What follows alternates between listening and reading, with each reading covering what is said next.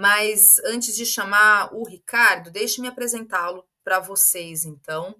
Ele é Ricardo Cizílio, ele é doutor em História, especialista em Direitos Humanos, atua na área de História, com ênfase na história do Brasil, concentra seus estudos na abertura política do Brasil e da Bahia no pós-Estado Novo e na atuação política de Carlos Marighella.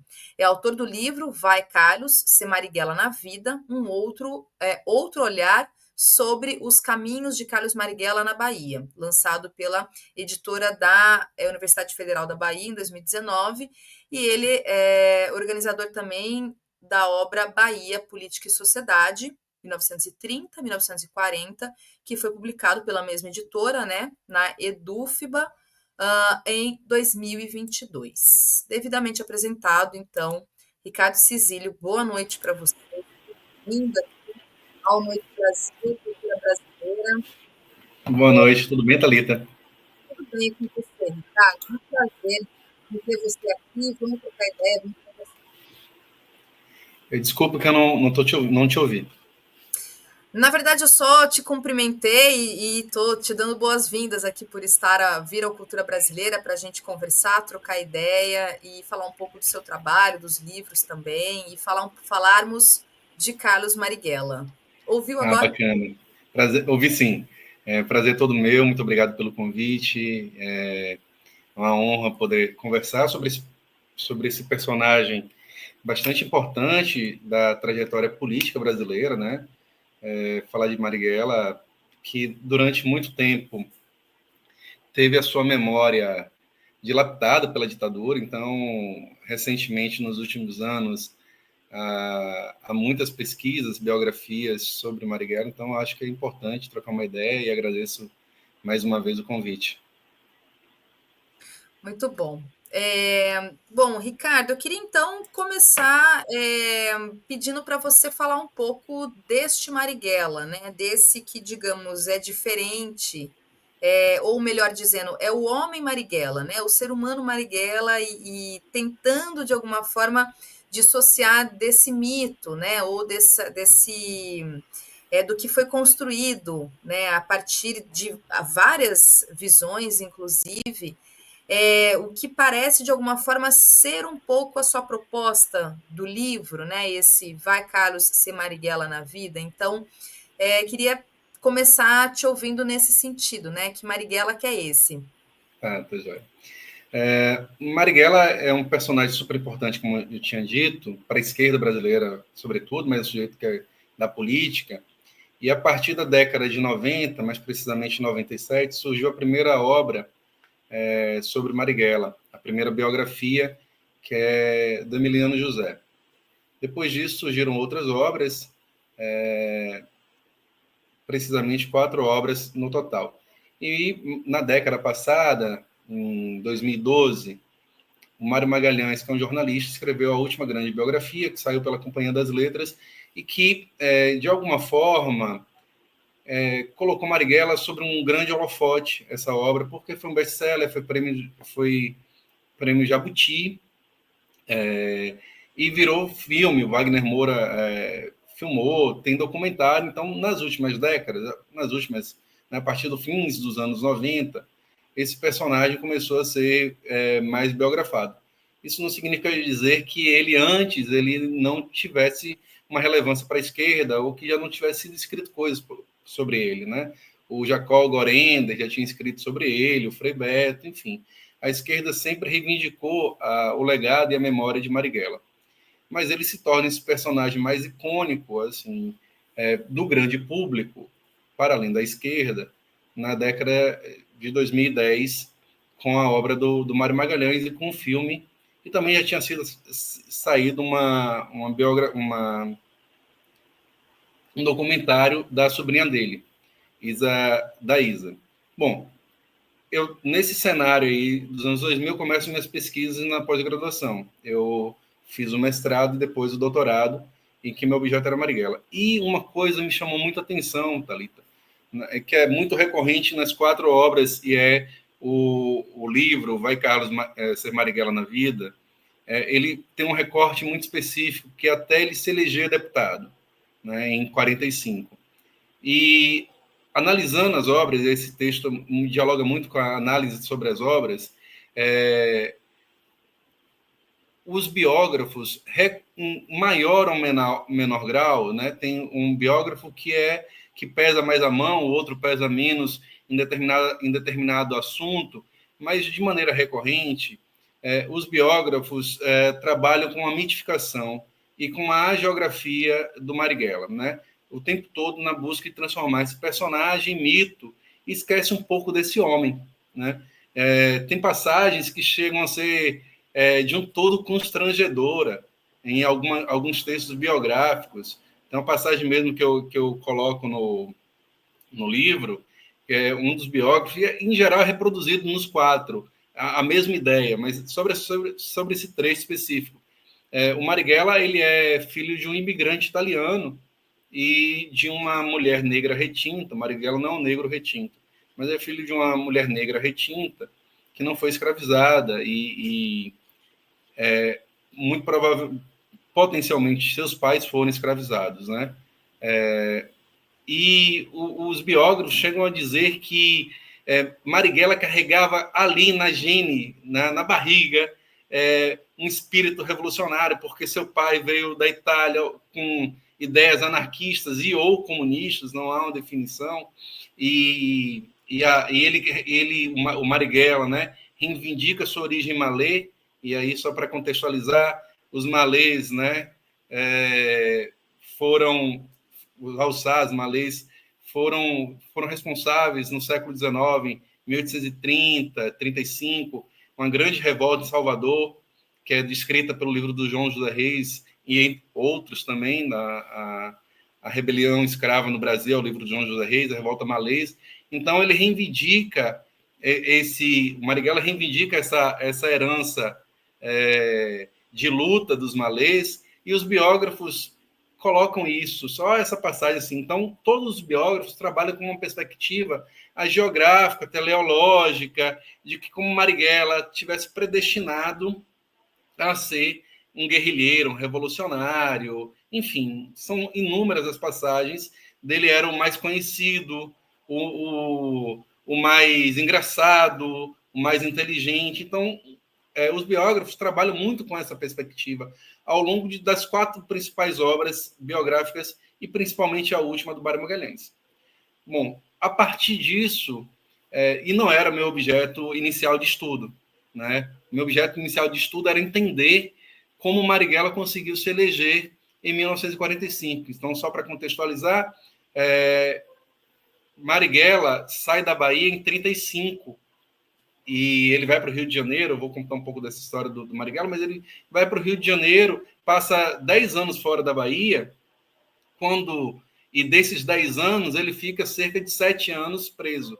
Ele é preso em 36, pós-levantes comunistas de 35, lá no Rio de Janeiro. Ele é preso em 36 e fica até 37 preso, um ano. De lá do Rio ele vai para São Paulo, e em 39 ele é novamente preso e fica até 45 preso. Então ele fica quase 7, 8 anos preso, e retorna à Bahia no processo de abertura política, e ele é eleito. Para os biógrafos, os 4, eles atribuem essa vitória eleitoral a Marighella ser um sujeito muito conhecido na Bahia, com uma grande militância, e etc. E esse era o meu objeto de estudo.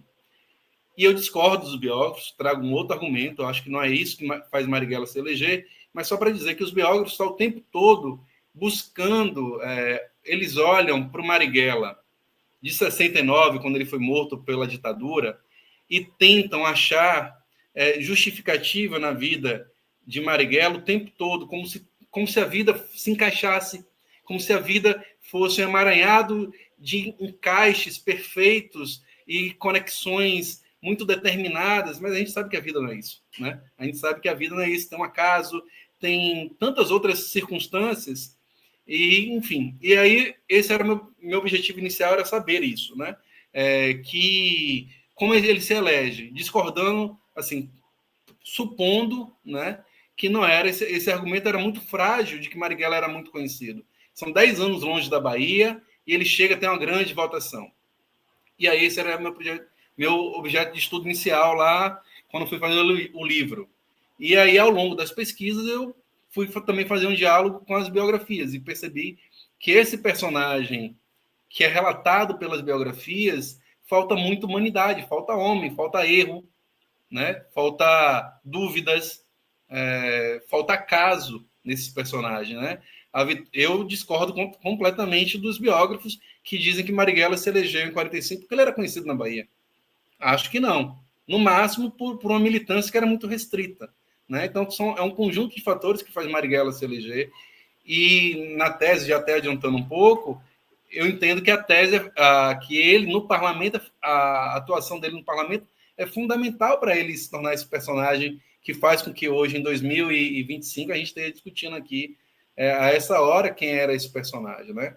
Então, só para pegar um último gancho do que eu falei, sobre o acaso, Marighella, ele vai para o Rio de Janeiro, ele tem uma situação aqui que, na Bahia, que ele está no movimento estudantil na faculdade ele estudou engenharia por 3 anos, faltou um ano para se formar. E ele se colocou no movimento estudantil. Não há, nesse momento, qualquer ligação que me faça determinar que Marighella tinha uma vinculação partidária naquele momento, isso em 1934. E ele faz parte do movimento estudantil na Politécnica, na Escola Politécnica, contra aumento de mensalidade, porque as faculdades aqui na Bahia só tinham 3 faculdades, uma pública, mas que cobrava taxas, as outras 2 privadas, a de Direito e a de Engenharia Civil. Marighella estudava nessa faculdade e aumentou-se o preço. Houve um movimento na faculdade contra o aumento desses preços, né? Aumento das mensalidades. Marighella, e aí as provas, documentos da faculdade são todos destruídos. Esse é o caso. Marighella foi advertido e depois, nesse processo de advertência, ele distribuiu panfletos contra os professores, acusando os professores de que eram os próprios professores que tinham destruído, que havia tensão dentro da própria faculdade e que os professores tinham destruído as provas para incriminar os estudantes, etc. Isso você está falando de que ano? Isso é o Marighella estudante universitário, né? Estudante universitário, 34. Ele com 22, 23 anos. Então, ele está participando de um movimento na faculdade contra aumento de mensalidades. Eu não tenho a prova, mas eu apostaria um tanto de dinheiro, R$2, de que ele foi um dos responsáveis por destruir essas provas, né? Da faculdade, documentos escolares. Bom, e aí, como eu já disse, ele depois distribuiu o panfleto acusando os professores, e ele era um tanto... no inquérito, ele era um tanto provocativo. É uma das características que dá para ver bem no parlamento mais à frente. E, por conta disso, ele foi suspenso da faculdade. Mas, naquele momento, ser suspenso da faculdade, a matrícula era anual, não era semestral. Era anual. Então, ser suspenso naquele último ano significava que ele não estudaria mais em 1934. Ele perdeu aquele ano. Ele não tinha mais condições de estudar, era o último ano de faculdade. E aí, quando ele é preso na polícia, uma série de documentos, ele diz, não, de fato, eu fazia parte do movimento estudantil.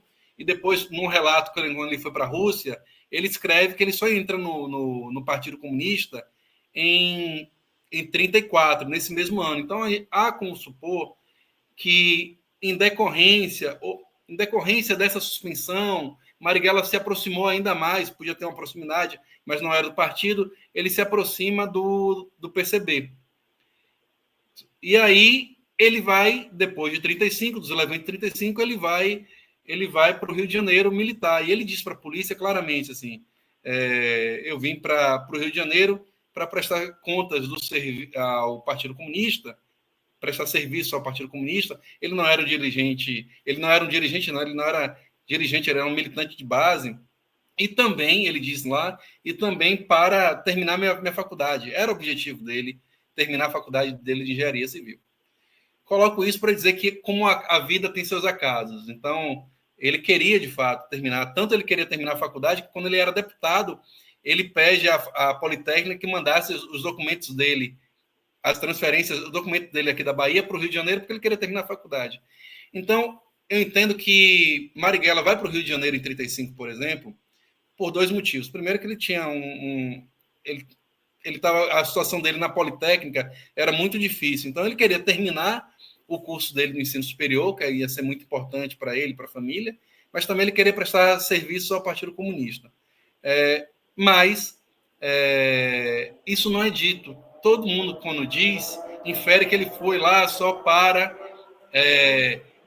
ser comunista, para prestar contas ao Partido Comunista, e dizem os biógrafos, dizem que ele sai daqui já como um grande nome. Não é uma verdade. Ele foi em 35 para fazer serviços técnicos de secretário, datilógrafo, enfim. Só para dizer isso, o Mário Magalhães, por exemplo, na sua biografia, ele diz que não há indício nenhum de que Marighella estava fazendo um movimento na faculdade contra o governo Vargas. Mas é importante também para os biógrafos construir essa narrativa. E aí ele escreve na obra dele, fala assim, não, Marighella contra o governo Vargas, contra a ditadura, nem era ditadura ainda, mas contra o governo Vargas, enfim. Só para dizer como acaso também é importante, como outros elementos são importantes. E aí os biógrafos, na tentativa de contar uma história que tudo se encaixe, que tudo faça sentido, às vezes pesam a mão construindo um mito, esquecendo o homem que simplesmente queria se formar, queria militar, queria contribuir com o Partido Comunista, porque, como Eric Hobsbawm diz, na década de 30, os homens, não é gênero, né? As pessoas eram chamadas a tomar posição, né? Comunistas, a gente tinha o fascismo na Europa e aqui os integralistas no Brasil, então as pessoas eram chamadas a tomar posição. Então ele tomou a posição dele, mas ele também tinha anseios pessoais. E aí, ao longo do meu texto, do Vai Carlos, Ser Marighella da Vida, desse livro aqui, eu discuto isso. Por isso que o título do livro é Outro Olhar sobre os Caminhos de Carlos Marighella, porque eu pego da infância até ele se eleger deputado, então a fase inicial da militância dele, né? Marighella era professor, ele optou por ser professor no ensino secundário, naquela época, eram 5 anos obrigatórios. E você fazia um 6º ano opcional que ele habilitava, como se fosse um magistério antigamente, que era você saía bacharel de ciências e letras, então ele habilitava a ser professor. Então, Marighella é sempre descrito como ex-estudante pelo partido, mas Marighella era professor. Então, por formação, a única formação que Marighella tem é de professor. Então, ele optou por estudar mais um ano, ele poderia ter saído antes do colégio. E aí a gente pode especular. Por que Marighella decidiu estudar mais um ano? Possivelmente porque se ele não fosse estudar na Politécnica, se o pai não tivesse condições de matricular ele na Politécnica, porque era caro, ele poderia dar aula. Então, são uma série de nuances que a vida tem, que às vezes, isso, por exemplo, Marighella ser professor não tem importância nas obras biográficas, né? Essas conjecturas que a gente pode fazer. Então, esse livro, Vai Carlos Ser Marighella, passa por esse caminho, até ele se eleger deputado. E por que até ele se eleger deputado? Porque os objetivos iniciais lá da pesquisa que se transformaram, eu finalizo ali quando eu divirjo dos biógrafos e trago novas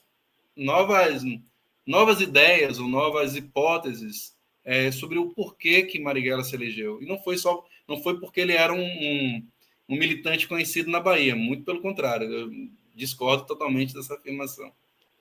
Ainda ficando um pouco no homem, né, Marighella, a gente vai falar, claro, um pouco sobre esse seu trabalho mais recente, né, a sua tese, daí sim, da atuação dele enquanto parlamentar, mas só ficando um pouco no homem, um pouco nessa sua pesquisa no mestrado, Ricardo, eu queria te ouvir um pouco mais se você também entra nessas nuances todas, como você diz, deste Marighella, que é um cara, que aqui assim, eu estou trazendo um pouco do que eu fui acompanhando, vendo de vídeos e alguns comentários, e falando um pouco deste Marighella, que é um cara engraçado, um cara que adora futebol, que escreve poesia, que tem aqui, digamos, vou entrar num estereótipo talvez, mas Uhum, assim, que traz uma brasilidade ou uma baianidade que seja mesmo. Se você sim. entra um pouco nesse mérito, porque também acaba de alguma forma desconstruindo essa figura do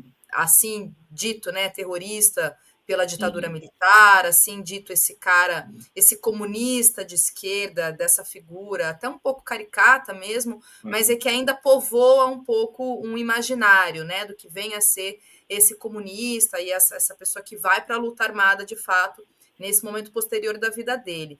Mas este Marighella homem, né, que escreve poesia, que gosta de uhum, futebol, que, enfim, deve gostar deve também ter gostado de carnaval, imagino eu, não sei. Então, se sim. você puder falar um pouco dessa faceta também dele, né, desse lado do Marighella. É. Tanto na tese e quanto no livro, eu estou falando do livro porque ele é fruto das pesquisas de mestrado, mas não é a dissertação. A dissertação tem, tem uma série de outros elementos, mas para o livro eu foquei especificamente no Marighella. É, eu não trato diretamente disso, mas todos, e aí eu pego os depoimentos. Eu fiz três entrevistas com Dona Clara Scharf, a viúva dele, e com dois comunistas que faleceram há algum tempo, né? Mas eu consegui entrevistar na 2014. Seu Armênio Guedes, é uma figura bastante conhecida, foi bastante importante para o Partido Comunista, PCB especificamente, né? Para que não haja confusão com o PCdoB. E com o seu Luiz Contreras, que era um engenheiro daqui, que foi militante de base. Eu entrevistei eles e vi também e li diversas outras declarações, mais especificamente tem a dissertação do Edson Teixeira Silva Júnior, que eu também utilizei, que também é livro, que é Face Oculta de Marighella. Ele colocou, anexou uma série de entrevistas e o livro do Jorge Nova e da Cristiane Nova, o Marighella, O Homem por Trás do Mito, ele é um compilado, uma coletânea, que tem também depoimentos de outras pessoas. Então, quando eu analiso as entrevistas que eu fiz e as entrevistas feitas por outras pessoas, né, todos falam que esse personagem é um comunista diferente, nesse sentido, que ele tinha um senso de humor. Ele tinha um senso de humor, ele tinha uma espontaneidade e, de fato, ele escrevia poesias. É uma das coisas que chama a atenção. As poesias eu consegui algumas nos arquivos, no arquivo da Politécnica, no arquivo do Colégio Central da Bahia, que não, hoje que era antigamente quando ele estudou o ginásio da Bahia. Então, acho que é um comunista, se a gente comparar com uma figura muito importante do século XX para o PCB, que é o Prestes, ele é diferente, porque ele tem essa coisa risonha, e ele é risonho, ele é sarcástico. E aí eu posso ver, por exemplo, no depoimento dele, era isso que eu ia falar, no depoimento que ele coloca, ele com 22 anos, pro, com 22 anos, no inquérito sobre as provas da Politécnica, ele é muito sarcástico, irônico com os professores. Então, ele tem um molho, com uma palavra que está na moda. Né? Ele tem um molho. Marighella, e aí, assim, ele tem um molho, ele faz poesia, ele fez prova em versos no colégio secundarista, na faculdade ele também faz uma prova em versos, ele escreve poesias, ele tem um compilado que pode achar na internet chamado Escritos de Marighella, tem alguns poemas. Então, esse personagem é um personagem interessante, porque desconstrói, como você falou, uma imagem de um comunista à la Stalin, durão, né, que a gente tem na década de 40, 50, no Brasil, que é muito centralizado na figura de um personagem chamado Arruda Câmara. Né? O Arruda Câmara tem ele transpassa essa imagem de um comunismo sisudo, né? Mas também depois, mas assim, não significa dizer que Marighella não fosse duro quando devia ser.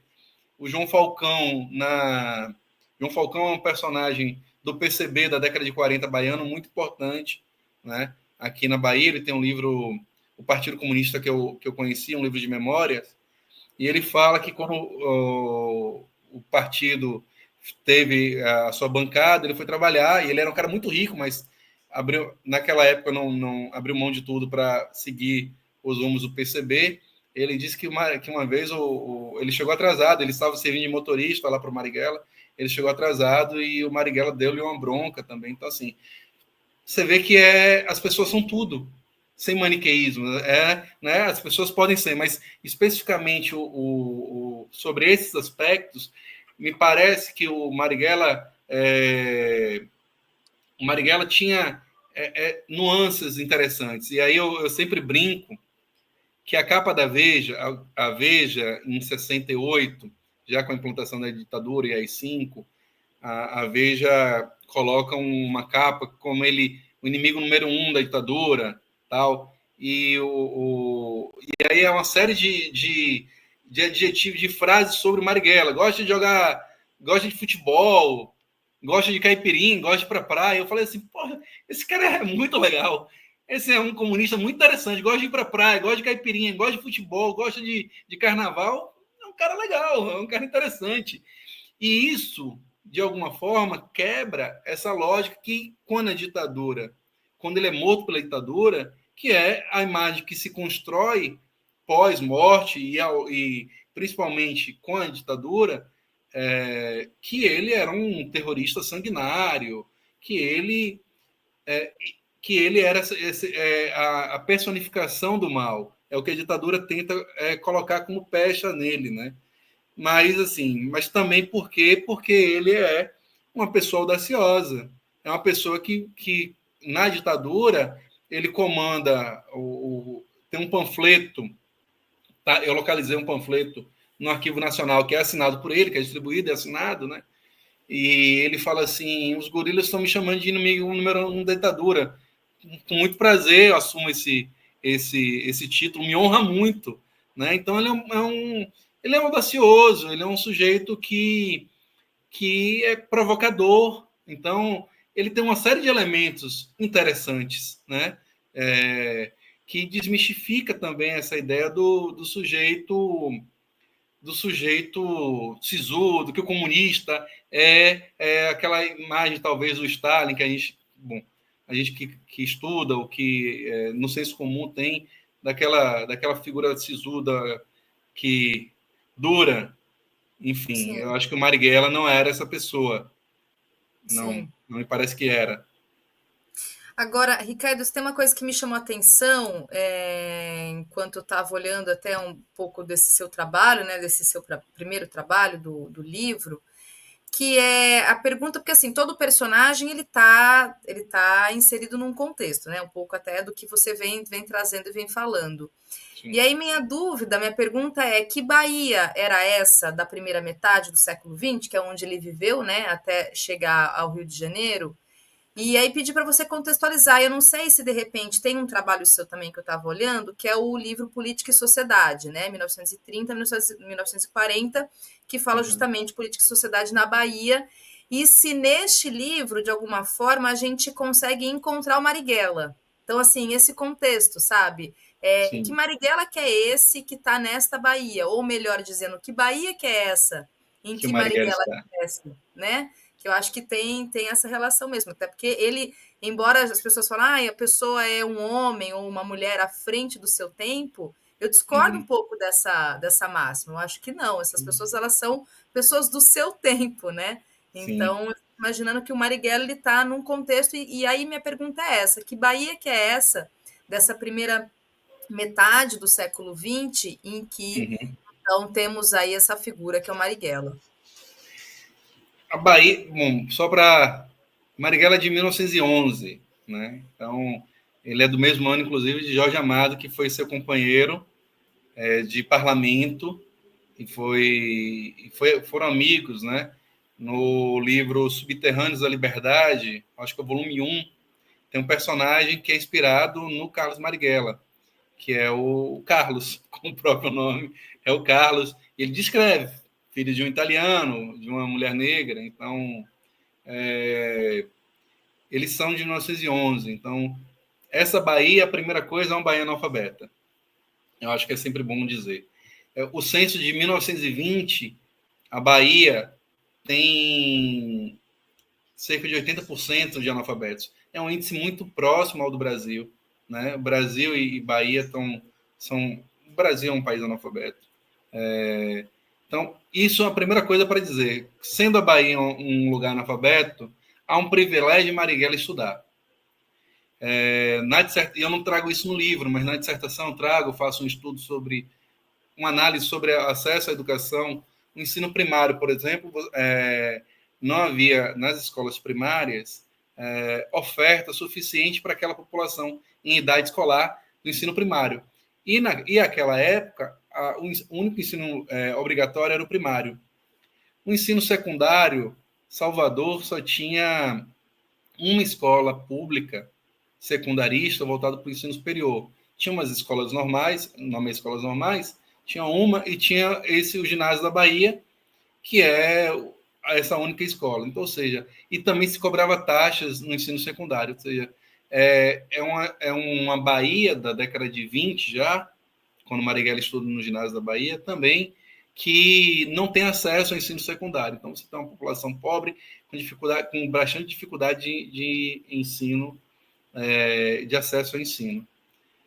Na década de 30, ainda continuando sobre os estudos, a Bahia tem 3 faculdades, né? Sobretudo 3 grandes faculdades.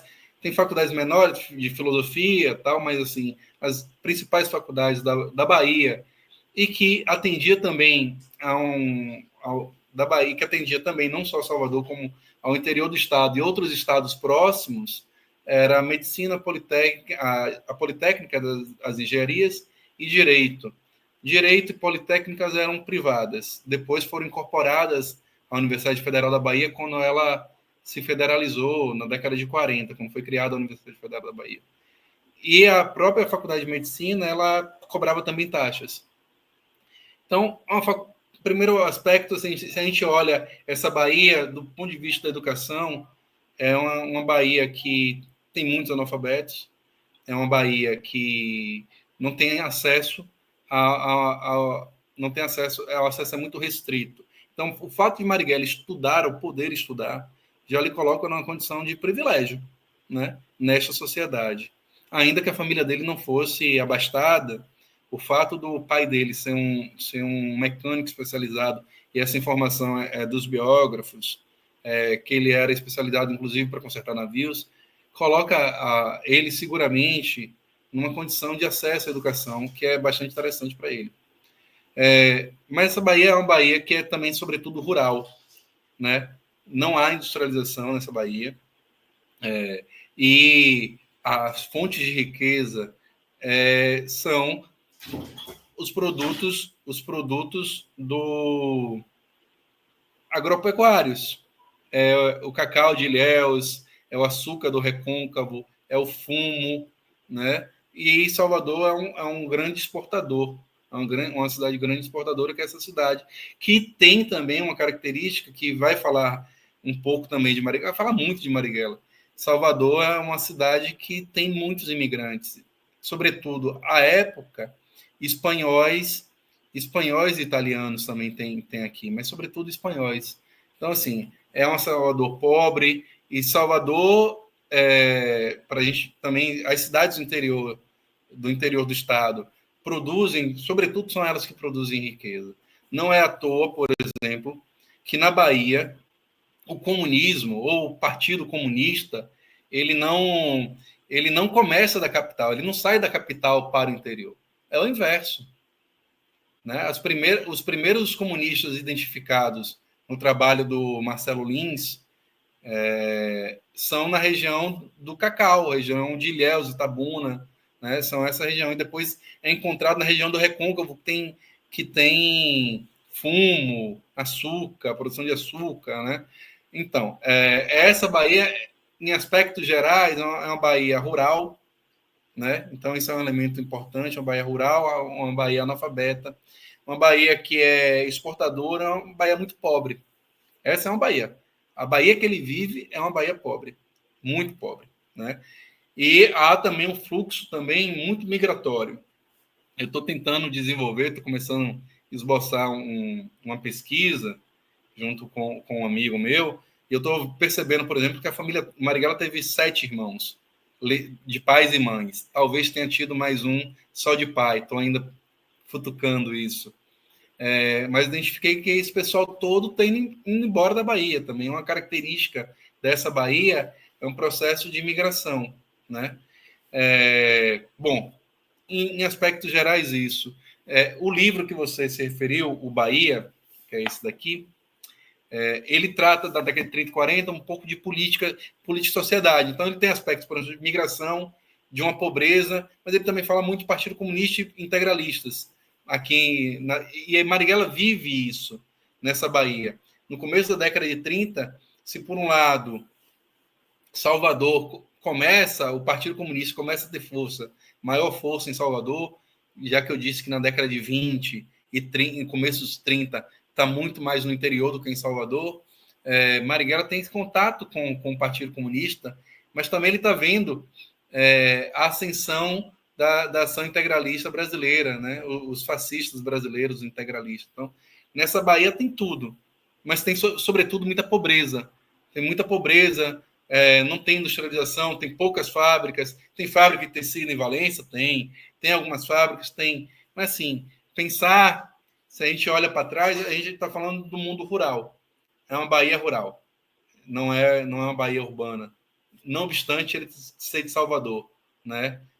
O contato, lógico, o grande mundo, o centro econômico não, mas o centro político é Salvador, o centro urbano, mas essa Bahia é uma Bahia rural, né? E aí, entrando então agora assim para por esse trabalho seu mais recente, né? Deste Marighella parlamentar, né? Ele é o Uhum. primeiro parlamentar comunista eleito. E aí queria te ouvir mesmo um pouco desse seu trabalho e deste Carlos Marighella, então, enquanto na sua atuação política de fato institucional, né? Que está um pouco ali no seu trabalho. Para falar um pouco desse momento, é importante falar como ele se elege, né? Que foi o fruto, foi a deixa do final de um trabalho e início do outro. Os biógrafos eles entendem que o Marighella era muito famoso porque fez provas inversas, né? Tem um mito, né? Que Marighella produziu uma prova em versos no Colégio Central em 1929. E o mito é que essa prova ficou muito conhecida na Bahia e que todo mundo sabia dessa prova e por isso ele era uma pessoa muito conhecida. E eu já questiono de cara se uma prova seria capaz de trazer tamanha popularidade numa Salvador analfabeta, numa escola, na única escola de ensino secundário e que se duraria por tanto tempo, né? Então, não é por esse motivo que Marighella se elege. Marighella não era um personagem político conhecido. Marighella não tinha inserção. Marighella militou na Bahia, ele entra no Partido Comunista em 34 e em 35 ele vai embora da Bahia. Então ele milita na Bahia 1 ano e fica 10 anos fora. Então ele não é um personagem reconhecido na Bahia pela sua militância. Num partido que é ilegal, num partido que é perseguido pela polícia. Então está longe de ser esses os motivos que fazem com que ele se eleja deputado. Mas o Partido Comunista do Brasil na Bahia, o PCB, mesmo com tantas perseguições, no final da década de 30, ele é muito forte. Tanto é que a maioria desses militantes, que é chamado de Grupo Baiano, é o que vai reorganizar o partido e muitos deles vão se eleger. O Milton Caires de Brito é da Bahia, foi eleito por São Paulo, mas é da Bahia. O Jorge Amado, o Arruda Câmara, o Armínio Guedes, estão todos eles na Mantiqueira, reorganizando o partido em 43.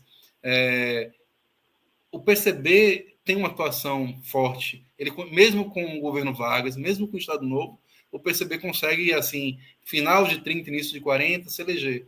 Aliado a isso, tem o prestismo, é um fator extremamente importante, apesar de hoje, Prestes foi o principal nome do partido por 6 décadas, mas hoje ele não é muito lembrado. Hoje Marighella é um nome muito maior do que o nome de Prestes, né? Ele não é muito lembrado, apesar de ele ter sido o principal nome do partido. Tem um prestismo que é muito forte, a atuação do PCB, o fim da própria fim da guerra, né? A vitória da União Soviética. E aí tem um fator que é decisivo, no meu entender. O Partido Comunista, à época, ele tinha uma estrutura de candidatos preferenciais. O que são candidatos preferenciais? São candidatos que o partido, na sua estrutura, né, de cima para baixo, ele vai dizer para os seus militantes aqueles candidatos que deveriam ter preferência no voto. Então, tem 24 candidatos, mas o voto deveria ser direcionado para esse ou aquele candidato. Né? Esse, para mim, é um fator mais importante para a vitória de Marighella. Marighella, ele é do Comitê Nacional, em 45, e há na Bahia 3 candidatos preferenciais. 2 do Comitê Nacional, Arruda Câmara, que é o principal nome do partido, depois de Prestes, e Marighella. Mas, diferente de Arruda Câmara, Marighella veio para a Bahia fazer campanha política. Marighella veio, então, ele passou 15 dias aqui e tem o aspecto do carisma, que é o que as pessoas dizem. Né? Eu peguei numa entrevista, disse que um dos militantes que eu entrevistei, o Luiz Contreira, falou assim, conheci Marighella na campanha eleitoral de 45, ele de fato falava muito bem, a capacidade retórica dele. Então, assim, esses todos os elementos, é um conjunto de elementos que faz com que ele se eleja deputado. Ao chegar no parlamento, ele nem de longe é um dos principais nomes do partido. Né? Apesar de ser do Comitê Nacional, havia outros nomes. O Milton Caires de Brito, né? O Maurício Grabois, que depois vai fundar o PCdoB, o Prestes, outros nomes, né? Que são dirigentes também nacionais e que têm mais prestígio à época em Marighella. Marighella tem 34 anos quando se elege deputado. Era uma bancada muito, muito jovem, sobretudo, né? Essa bancada do PCB. E nunca tinha experienciado viver institucionalmente, porque, só para lembrar, o partido é fundado em 22, mas só tem um lapso de atuação institucional no finzinho da década de 20, com um vereador que é eleito, que tem um candidato a presidente, e depois, em 45, pós-Estado Novo. Então, é uma bancada que é muito inexperiente, sobretudo, e com todo muito jovem. E aí tem um aspecto que Marighella vai se destacar nessa bancada. Por alguns também, mais uma vez, atribuindo a questão de ser múltiplos os fatores. Nada é singular, não dá para analisar as coisas de uma forma singular. Porque Sim. Ele tem uma retórica sensacional que faz com que ele se destaque entre os demais comunistas, também, mas não só isso. Entre as diversas tarefas que os comunistas tinham, o Maurício Grabois, se não o Maurício Grabois ou o Milton Caires, ele é diretor do jornal Hoje, o outro é diretor da classe operária, o outro tinha, Gregório Bezerra, tinha que acompanhar a Prestes. Então está todo mundo cheio de muitas tarefas. O pessoal é do secretariado. E qual é a tarefa de Marighella? Marighella é o secretário da bancada, então da bancada de 14 deputados que o PCB se elege, Marighella é o secretário. Então a principal tarefa de Marighella no parlamento é cuidar do parlamento, é cuidar da atividade. Ele cobra muito, eu trago isso na tese e tudo indica que vai se transformar num livro.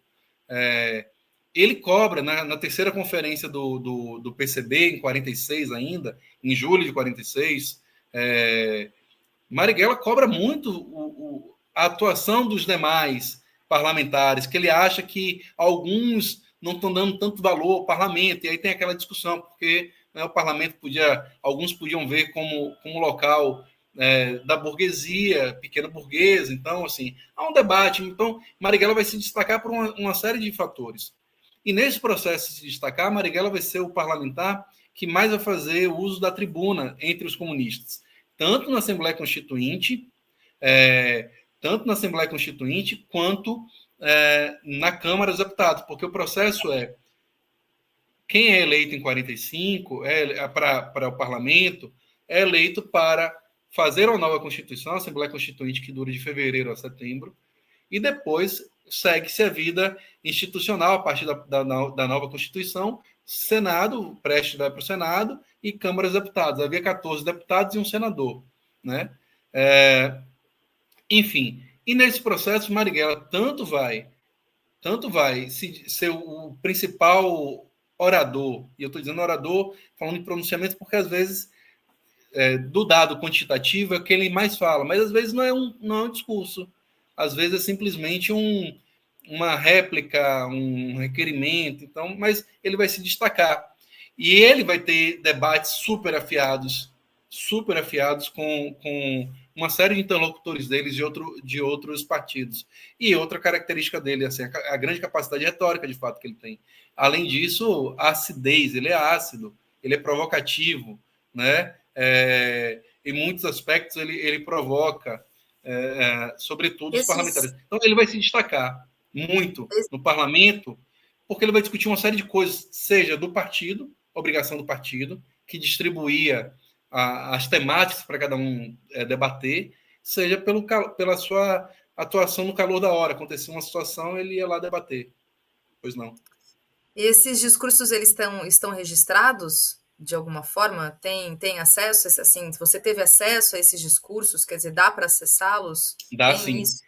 Então, todos os discursos de Marighella, eles têm atas. Eu, na tese, se alguém tiver curiosidade sobre a tese já está disponível no repositório da UFBA.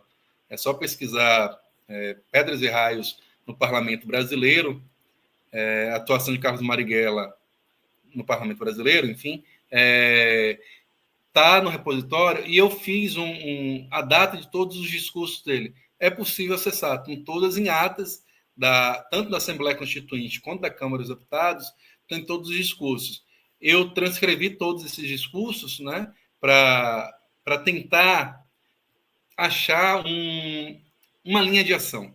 Essa foi uma tentativa vã minha. Bom, muito Eu bom. transcrevi e aí tentei, ao ler, eu tentei direcionar. Falei, olha, eu vou achar que o Marighella está aqui, ele vai focar nisso aqui, ele vai debater os trabalhadores. Não, ele vai debater tudo. Não, ele vai debater absolutamente tudo. Então,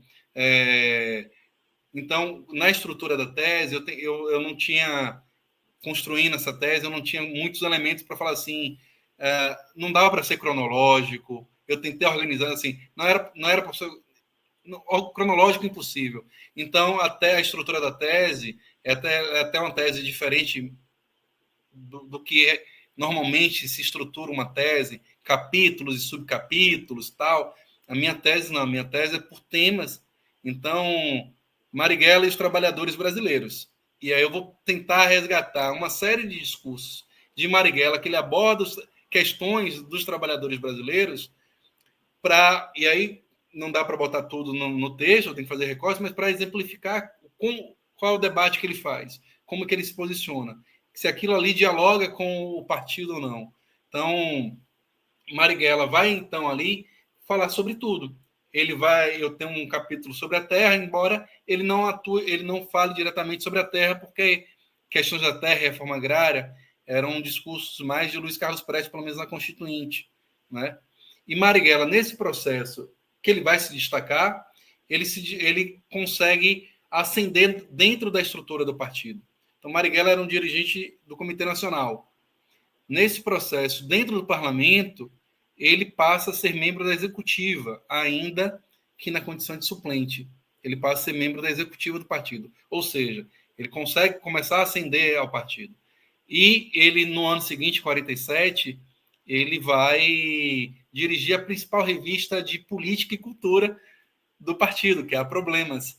uma revista do partido de difusão, de disseminação das ideias do PCB, que há problemas. Então, eu defendo que o parlamento é importantíssimo para a trajetória política de Marighella, porque esse destaque que ele tem dentro do parlamento faz com que ele ascenda dentro da estrutura do partido, porque depois, quando acaba, quando o registro do PCB é cassado, é cancelado, e os mandatos dos parlamentares são cassados, Marighella vai ser o secretário político do Comitê Estadual de São Paulo, que é um grande comitê. Ou seja, para Marighella, ele ter sido elegido, ter sido eleito, e ele atuar da forma que ele atuou, foi essencial para a estrutura, para a trajetória política dele, né? E ele vai ascender. Tanto é que ele depois vai deixar de ser membro suplente da executiva para ser membro da executiva mesmo. Então, assim, o parlamento é fundamental na trajetória política de Marighella. E aí, muito por conta disso, Marighella inicialmente ele é da bancada, ele é o secretário de bancada, ou seja, é o cara que vai organizar o que vai se debater, organizar a votação, como que vai se posicionar, porque a direção do partido distribuir temáticas para cada um discutir sobre algumas coisas. O Gregório vai discutir sobre o voto, o Gregório Bezerra, que eu concordo com a mensagem que colocou, e precisa de um estudo, e eu defendo isso. Eu termino a minha tese dizendo: há uma série de personagens que precisam de estudos. Um deles é Gregório Bezerra. O Gregório vai atuar mais especificamente com trabalhadores, beleza, ok? O outro vai trabalhar com a terra, o Marighella vai falar sobre tudo. Tem até, eu desconstruo um mito, que é muito... Todo dia 21 de janeiro é dito, no dia de combate à intolerância religiosa, todo mundo reproduz uma história de que Jorge Amado foi autor de uma lei de combate à intolerância religiosa lá em 46. Isso é uma fake news. Jorge Amado lançou essa fake news no livro de memórias dele, e não é uma verdade. Assim, por mais que eu admire Jorge Amado, moro aqui do lado quase da casa dele, aqui no Rio Vermelho, porque eu acho que o Jorge Amado, quando escreveu essa memória dele, essa foi publicada em 91. Então ele escreveu ali em 90, 89, foi logo após a Constituinte de 88. Então ele já era um sujeito de 90 anos, então já estava 80 e tantos anos. Acho que a memória dele, ele se confundiu. Ele pode até ter discutido sobre uma lei de combate à intolerância religiosa, mas essa emenda que ele diz nas memórias dele, e que todo mundo reproduz, porque quando Jorge Amado bota no livro dele, todo mundo tomou como verdade, não é uma verdade, porque a Constituição de 46, ela repete o mesmo texto da de 34, né, que diz: existe liberdade de consciência e crença dos cultos religiosos, vírgula, salvo aqui contrariem a ordem pública. Então é a mesma. Então, assim, não houve avanço. As religiões continuavam sendo perseguidas, seja os centros espíritas, seja as religiões de matrizes africanas, porque na Constituição, na Constituição de 46, que ele diz que elaborou um texto que acabou com a perseguição às religiões, continuava o mesmo texto com esse salvo as que contrariarem a ordem pública, e que isso é um argumento para as polícias e o Estado perseguirem. Agora, sobre isso especificamente, isso foi uma coisa que aconteceu muito que, de alguma forma, por acaso, porque apesar de eu estudei en passant, como eram 14 deputados, eu detive a Marighella. Então, eu não fui pesquisar o Jorge Amado sobre isso, né? Mas quem propôs a emenda, houve, de fato, durante o processo da Constituinte, houve, de fato, uma proposta do PCB para que retirasse do texto constitucional esse salvo, não? E só ficasse o texto, garantido a liberdade de consciência e crença dos cultos religiosos, ponto. sem o salvo. O PCB, de fato, fez uma emenda que não foi aprovada, né? Mas quem assinou essa emenda foi o Marighella, não foi o Jorge Amado. Foi Eu o até Jorge Amado. cogito, eu até cogito que o Jorge Amado pode ter sido o autor intelectual. Ele pode ter sido o autor intelectual e formalmente o Marighella. Mas, como não houve de fato aprovação dessa emenda, não houve aprovação dessa emenda, e ele não assina, é uma fake news. Foi um erro, um equívoco da memória, né? Não imagino que ele Sim, queira ter feito uma fake news. Foi um equívoco, estava ali no contexto da Constituinte, que de fato a Constituinte tem duas constituições brasileiras que garantem a liberdade de consciência e crença, que é a de 1891 e uma quase 100 anos depois, que é de 1988. As outras são retrógradas, 34, enfim, não garantem, não. Então, tem isso, né? O Marighella, achei essa passagem, e o PCB tinha uma estrutura no parlamento muito específica, né? O, os constituintes, não só os constituintes, mas também na Câmara dos Deputados, o mandato era do partido, isso tem que ficar claro, né?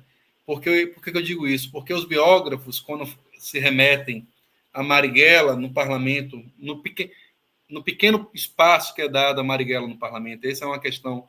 Por que eu decidi estudar no doutorado isso? Porque as obras biográficas, todas elas, até mesmo a do Mário Magalhães, que é o que mais se detém a isso, né, e que avança na discussão sobre Marighella no parlamento.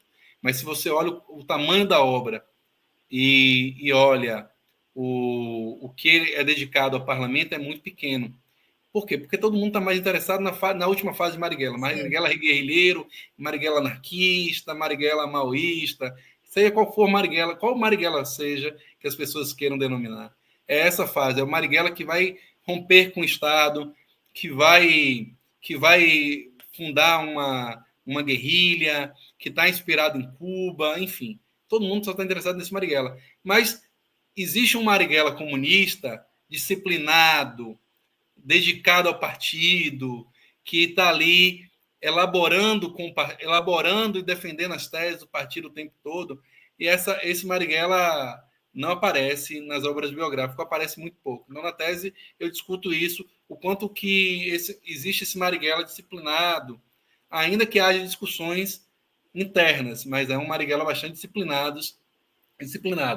E aí, para entender isso, eu tive que entender a estrutura do partido. Então, as obras biográficas, ainda que digam um pouco sobre esse Marighella, quando diz que ele tinha um grau de autonomia muito grande, o que é uma mentira. O grau de autonomia é baixo. Os mandatos são do partido, sobretudo. Para você ter uma ideia, Thalita, o PCB elegeu 14 deputados. O PCB ficou na vida pública 46 e 47. Em janeiro de 48, os mandatos foram cassados. Desses 14 deputados que tomaram posse, 4 foram substituídos. 4 renunciaram. Então, se você pega a foto de 2 de fevereiro de 46, não é a mesma foto de 10 de janeiro de 48. O mandato é do partido, pela própria estrutura do partido, né? Centralismo democrático, é uma série de questões que é intracorpus do partido. Mas, assim, nesse momento, esse personagem que eu estudo é um personagem do partido, sobretudo. Sim. E, bom, aí me causa aqui a dúvida, né? A curiosidade até mais de se de repente dá para pegar assim apenas a parte dos discursos e pensar num trabalho só sobre isso, inclusive, né? Não sei se há espaço para isso. Isso é uma coisa que eu fiquei pensando aqui para, né, para falar com você. E se, a partir, inclusive, desses discursos todos, os registros todos, se já há uma indicação realmente do Marighella entendendo das limitações institucionais para aquilo que, de repente, ele entende como atuação política. E daí que, de repente, ele vai para esse momento seguinte, claro, também dada a circunstância, porque é o partido que vai para a ilegalidade, todo o processo mesmo, né? Mas se ele tem um entendimento ali dentro da institucionalidade que ela tem a sua limitação enquanto um comunista que, né, parte da premissa realmente que o Estado tem a sua limitação para aquilo que se entende ideologicamente até, né? Isso é uma coisa. E aí, só emendando, porque né, até para não tomar muito seu tempo, queria também que você falasse um pouco do título da sua tese, né? Porque tem a ver com uma fala do Jorge Amado, né? Foi inspirado numa fala do Jorge Amado. Então, se puder comentar também esse Pedras e Raios no Parlamento Brasileiro. O Pedras e Raia uma fala do Jorge Amado. Eu acho que está no Navegações de Cabotagem, salvo engano. Que é um livro também de memória. Eu acho que é o livro de memória dele. Não sei se está no Navegações de Cabotagem ou está no outro, no Bahia de Todos os Santos. Que ele faz algumas falas sobre Marighella, que eram amigos e tal. E ele, em dado momento, ele disse que o Marighella, quando subia a tribuna, e é quem mais subia, o Marighella colocava o parlamento em pânico, porque suas palavras eram como pedras e raios. Eu achei sensacional essa fala do Jorge Amado, e falei, vamos lá, esse é o título. E aí a gente consegue ver, porque assim, o Marighella era de fato a retórica. Marighella era bom de retórica, Marighella era bom de discurso, bom de debate, tinha pensamento rápido. Claro, e é muito difícil, porque a gente entre o oral e o escrito e o lido, há um mundo de significações e interpretações. Então, ele falou, alguém transcreveu e colocou em ata, eu estou lendo, interpretando isso muitas décadas depois. Mas claramente há uma rapidez de pensamento, é uma perspicácia, ele é irônico, muito irônico, ele é irônico. Tem uns debates com um padre, apesar de ser homônimo, um padre chamado Arruda Câmara, ele faz debates interessantíssimos, né? Com esse padre. Então, assim, Marighella é muito sagaz. Eu entendo que essa é a definição. Por isso que o Jorge Amado diz isso. E o Jorge Amado também coloca isso porque ele era um amigo e que gostava de Marighella, claramente gostava de Marighella. Não à toa que ele nomeou um personagem de uma obra sua em homenagem a ele. E isso no calor das emoções, né? Isso na década de 50, que eu acho que 50 que Subterrâneos é escrito. Então, o título vem daí. Os discursos de Marighella também dizem isso.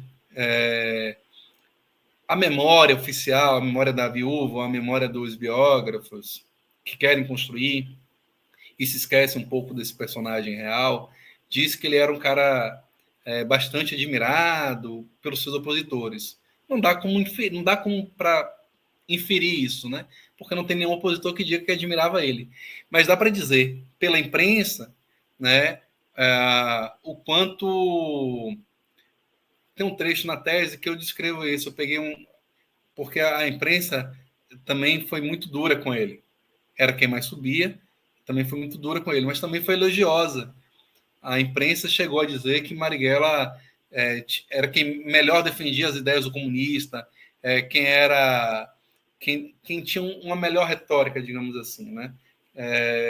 Então, dá para perceber isso, seja em depoimentos do Jorge Amado, seja pela própria imprensa. E eu optei também por olhar como é que a imprensa descrevia o Marighella, né? Seja falando bem, seja falando mal. Falavam muito mal também, mas também chegavam a falar bem, justamente disso. Tem alguma discussão que fala assim, tão estranha, dá para estranhar Marighella, porque ele é sempre tão vívido, tão para frente, e ele estava meio cabisbaixo. Então, assim, me parece isso. Especificamente sobre os discursos, acho que dá para fazer uma análise sobre, por exemplo, do ponto de vista da análise de discurso, se alguém quiser enfrentar essa empreitada, há sem dúvida uma possibilidade. Não é o que eu fiz especificamente, A base da minha tese são os discursos dele. A base da minha tese é eu até coloco no final, nos apêndices lá, porque acho que é uma função. A professora Juniele, que estava na minha banca, ela falou que também é uma função pública da gente que está do outro lado, né? A história é pública, então assim, eu coloquei no uma coisa que era minha, que era para minha organização de trabalho, que era a data do discurso e palavras-chave sobre aquilo que eu li, que era para facilitar a minha pesquisa, eu coloquei como apêndice no final da tese. Para quê? Porque quem quiser pesquisar Marighella tem até um caminho agora, se quiser utilizar isso, que sabe todas as datas, fica mais fácil pesquisar. O caminho foi seguido já. Tem todas as datas e palavras-chave. O que ele disse, assim, requerimento ou discussão contra o general e etc. Então, assim, tem um caminho para estudo sobre discurso. E sobre se Marighella entendia já que os limites da institucionalidade, ele entendia. Eu acho que ele entendia, o PCB também. Mas acho que o PCB foi vacilante. Eu acho que o PCB acreditou muito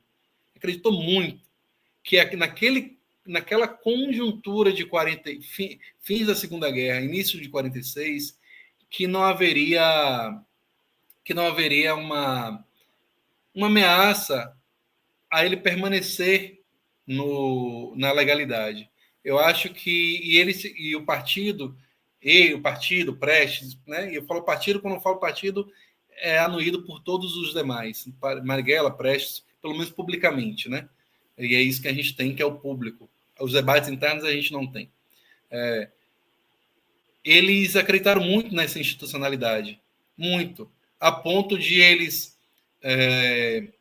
na hora do registro do partido, eu fiz essa discussão no livro, no que foi o processo da dissertação. O partido que mais teve dificuldade para ter o registro deferido em 45 foi o PCB.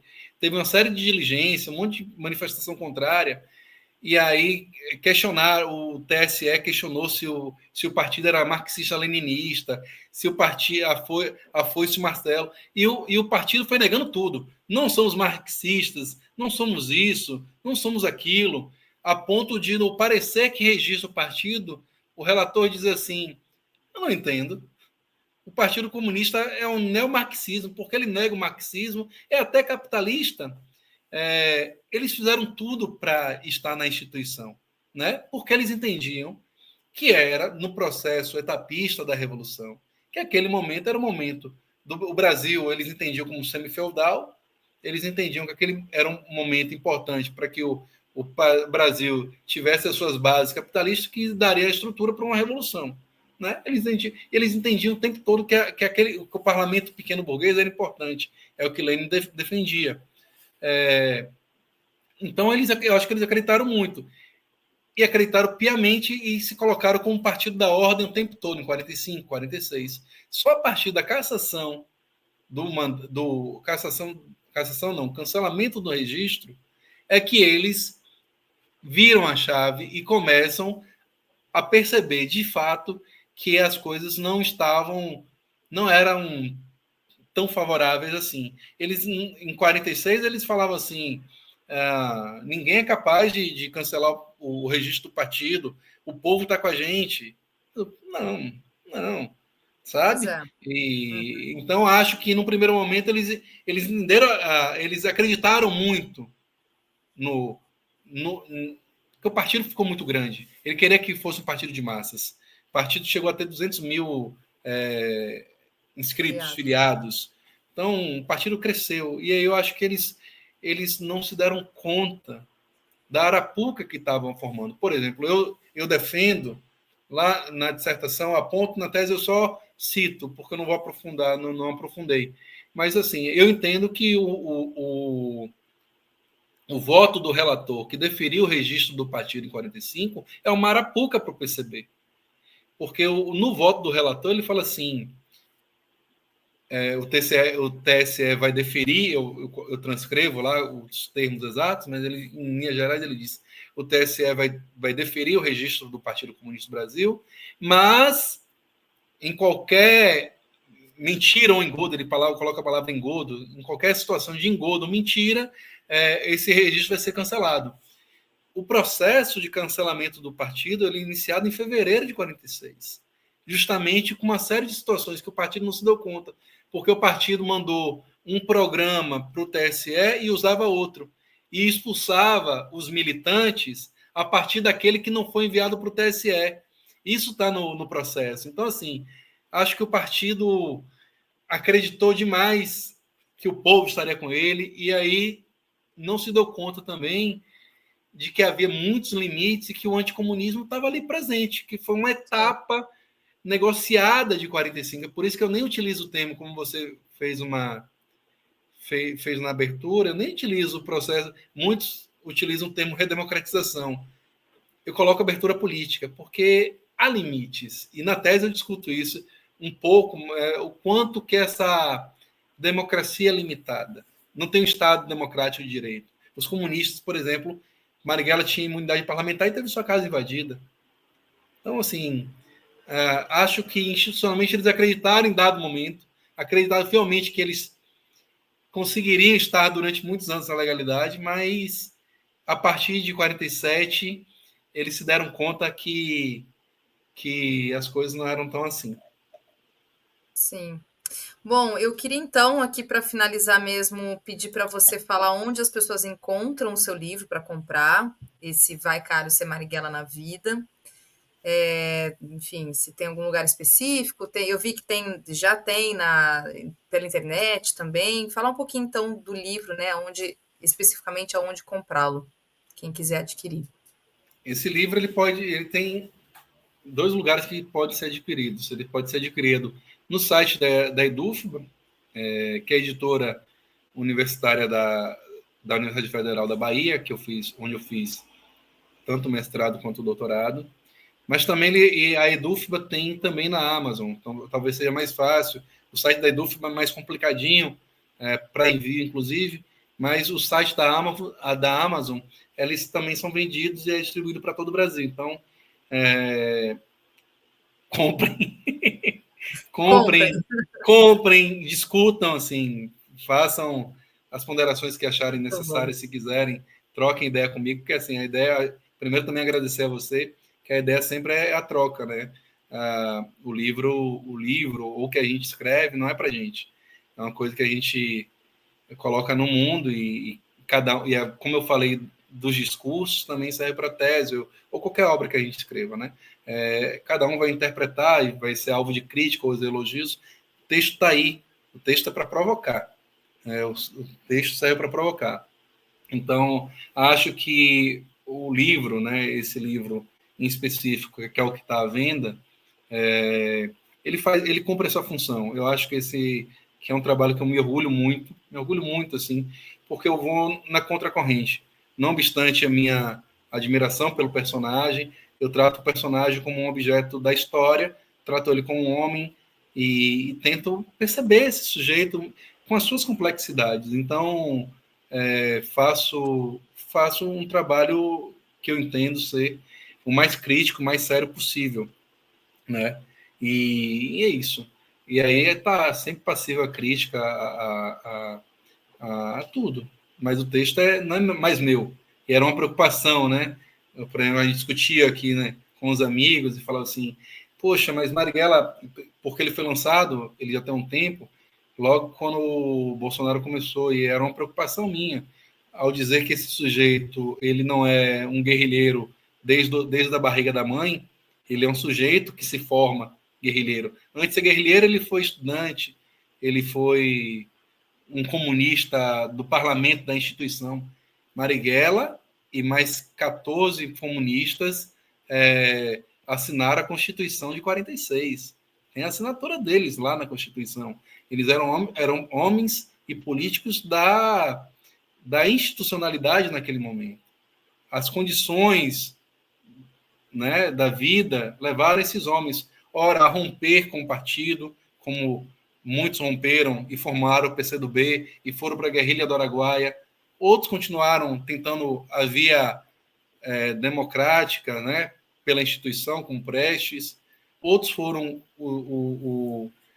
o Câmara Ferreira com Marighella foram para fundar a LN. Então, assim, cada um foi tomar caminhos, mas, assim, existe uma vida enorme, né?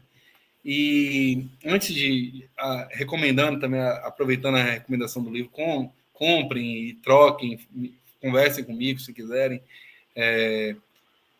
Pegar um gancho do que eu falo, no final da tese eu escrevo isso, né? Que também está disponível, quem quiser acessar. Eu coloquei o livro aqui, viu, Eu vi gente? e Tá aqui, agradeço. tá aqui, viu, pessoal? Olha só. Eu coloco isso porque, recentemente, o Trump ele disponibilizou uma série de arquivos confidenciais sobre a CIA. E nesses arquivos confidenciais tem um monitoramento, é sobre Cuba, mas há um monitoramento sobre Cuba, consegue-se perceber que em 62 havia 400 brasileiros que tinham ido para Cuba.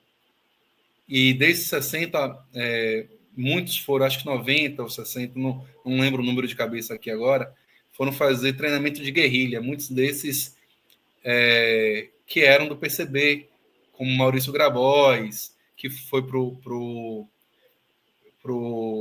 PCdoB, para Guerreiro do Araguaia, Maurício Grabois, eu acho que o Milton Cares e Joaquim Câmara Ferreira, que é quem foi para a LN com Marighella. Então, assim, duas coisas. Uma coisa é, antes mesmo da ditadura ser implantada, os comunistas estavam indo lá conhecer a experiência de Cuba e treinar. Então, como esses nomes foram, é possível até especular que Marighella também tenha ido. E aí, para dizer também que Marighella é um personagem que é visitado, né? O meu livro está aí, tem tese minha, mas assim, tem muita obra, assim, mas tem outros tantos comunistas que precisam ser discutida a história do partido desses homens, sejam militantes, sejam dirigentes, parlamentares, tenha ido ou não para a luta armada, precisam, porque há um mundo de discussões aí, né? Há um mundo de discussões. O Gregório Bezerra, que alguém colocou, e ele coloquei lá no final também, eu endosso essa ideia. O Gregório Bezerra é um personagem super interessante, que produziu memórias, assim, né? E pouco se escreve sobre ele. O Joaquim Câmara Ferreira, que foi parlamentar com Marighella, não foi deputado, mas foi vereador, mas foi dirigente do partido, teve uma das mortes mais brutais, né? Foi empalado na ditadura. O Mário Alves, assim, tem uma gama de personagens. E o que eu digo é, quando eu escrevo a história de Marighella, seja nesse livro, e eu digo isso, não sei se está textualmente dito isso no final, mas está textualmente dito isso na tese. Quando eu escrevo a história de Marighella, não estou escrevendo só a história de Marighella. Eu estou escrevendo a história de Marighella, mas estou escrevendo a história de outros tantos comunistas que nasceram naqueles anos, que foram comunistas na década de 30, 40, 50, que viveram tudo isso e que precisam ser rememorados, né? Porque eram homens que lutavam, eles lutaram, acertando ou errando, eles lutaram por um país, lutaram por um Brasil que é muito diferente do que eles acabaram vivendo, né? Eles enfrentaram duas ditaduras, esses homens e mulheres. Então, acho que falar de Marighella, como eu escrevo Marighella, eu estou falando não só de Marighella, eu estou iluminando a história desses outros tantos personagens. Maravilhoso, muito bom essa sua fala final. E aí, a título de curiosidade mesmo, acho que já te perguntaram mil vezes isso, Ricardo, certamente. Eu queria te ouvir sobre o filme. O que você achou do filme? Qual que é a sua opinião, assim, muito brevemente também, mas porque, né, ele acabou ficando mais popularizado recentemente a partir do Sim. filme, uma produção, eu acho que é produção Globo Filmes mesmo, né? Eu tenho quase certeza disso. Porque pelo menos ele tá no Globoplay, né? Quem quiser assistir hoje, por exemplo, tá lá na Tá no Globoplay. Globoplay, que É, virou minissérie também. O sim. filme, eu fiz um pequeno artigo, minha opinião também está mais particularidade. Eu fiz no calor das emoções, eu assisti a pré-estreia aqui em Salvador e escrevi um artigo, está no Jornalistas Livres, tá, é antigo, né? É no calor das emoções. Eu gosto, eu tomei um susto quando vi esse personagem, né? Porque eu imaginava esse Marighella muito combativo, muito com a palavra afiada. Assim, quando eu penso em Marighella, eu penso num homem com a palavra muito afiada. Não foi esse personagem que seu Jorge colocou. Não foi esse tom de Wagner Moura, o diretor, e seu Jorge e tal. Então, é um filme.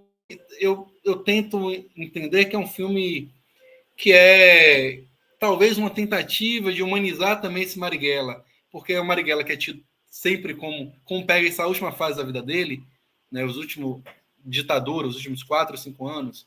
Acho que Wagner Moura tentou humanizar esse Marighella porque já um filme de combate. Eu acho que é um filme de combate uma versão tal. Se Marighella é um guerrilheiro sanguinário, eu vou trazer um homem que tem dúvidas, que tem a mulher ali, mas que está dialogando com ela, que ela é importante nas decisões de sua vida. Eu acho que a decisão de Wagner Moura foi uma decisão sobre tentar humanizar. Eu achei, assim, do ponto de vista como estudioso, eu não reconheci muito esse sujeito, mas é lícito, porque é uma obra cinematográfica, né? E também tem coisas que eu acho que o filme do Wagner Moura não fala menos de Marighella em 60 e mais dos dias de hoje do que qualquer outra coisa. Primeiro porque ele bota um personagem com toda a liberdade, um homem negro retinto. Marighella não era esse homem negro retinto. Marighella, Wagner Moura botou umas guias de candomblé no pescoço de seu Jorge. Marighella não era do candomblé. Tem uma série de coisas que são da liberdade cinematográfica. Mas por que eu acho que ele diz sobre hoje? Eu acho que Wagner quer dizer, olha, tem a liberdade para ser um homem, um negro de pele clara, né? Ou ser um homem negro retinto. Ele pode estar combatendo a intolerância religiosa.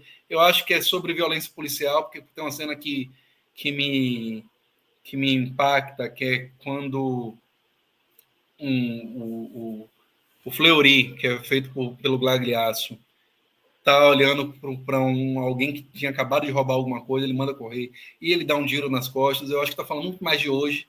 Está falando daquela época, mas está falando de hoje, sobretudo, né? Da violência policial, a quem é direcionado as balas. Então, assim, o filme é uma experiência cinematográfica que eu gosto, porque é importante para disseminar uma versão, uma visão de um personagem, mas fiquei só achando que esse Marighella podia ser um pouco mais... Não é um filme necessariamente bibliográfico, né? Assim, ele Não. tem as suas nuances artísticas Questões dentro mais da linguagem do artísticas, né? cinema.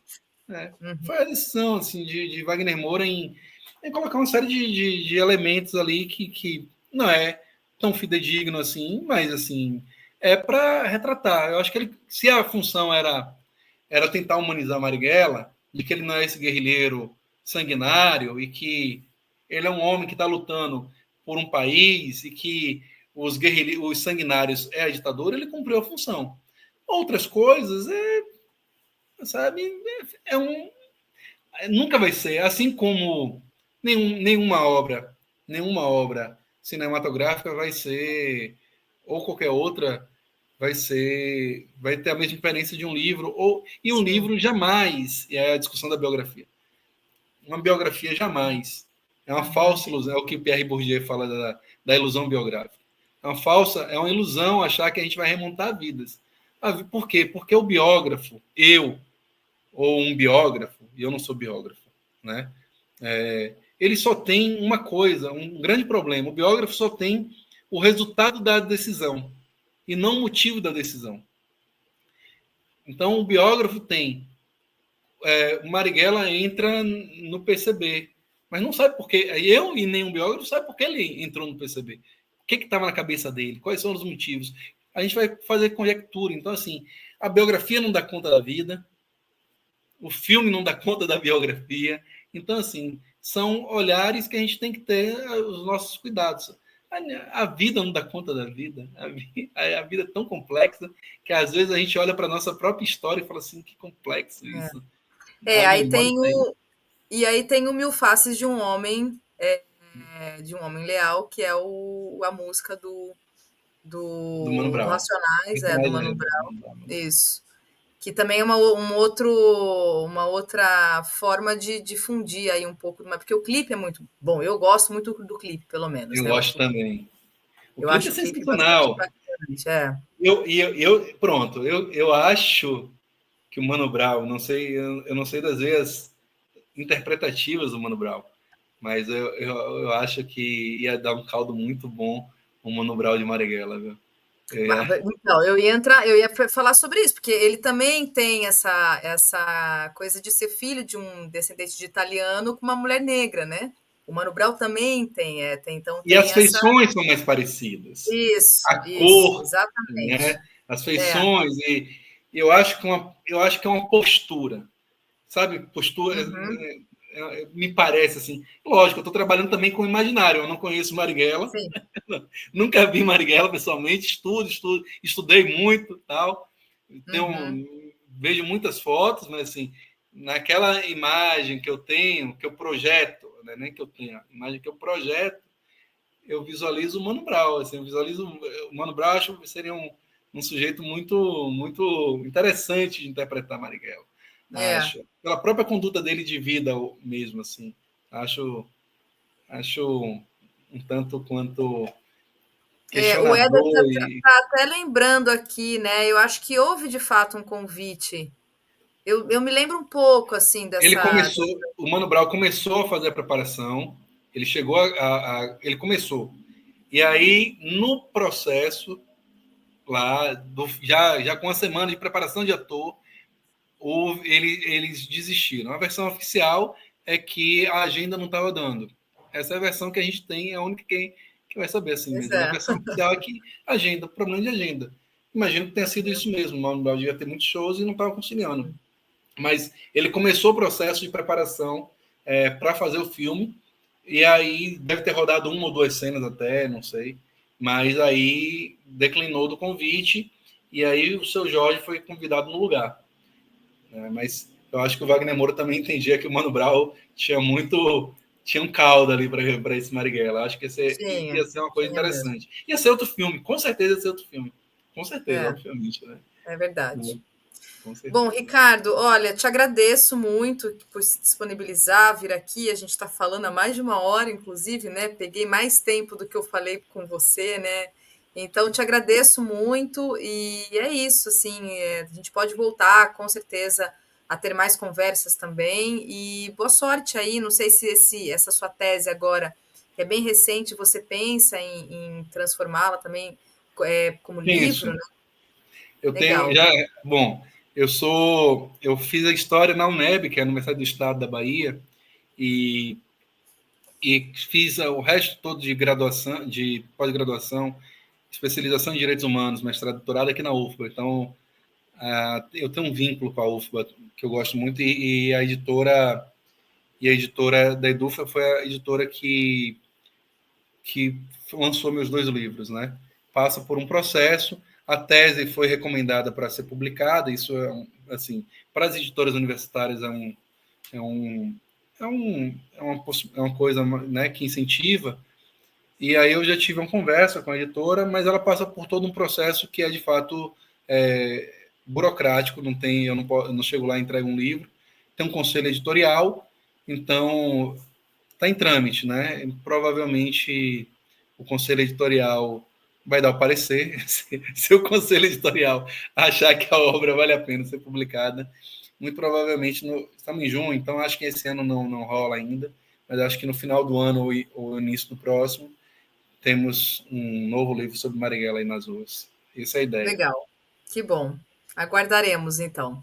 Ricardo, mais uma vez, te agradeço. Até a próxima. Estou à Valeu. disposição, agradeço a todos por ter ficado até essa hora. Um abraço. Tchau, Até a tchau. próxima. Tchau, tchau.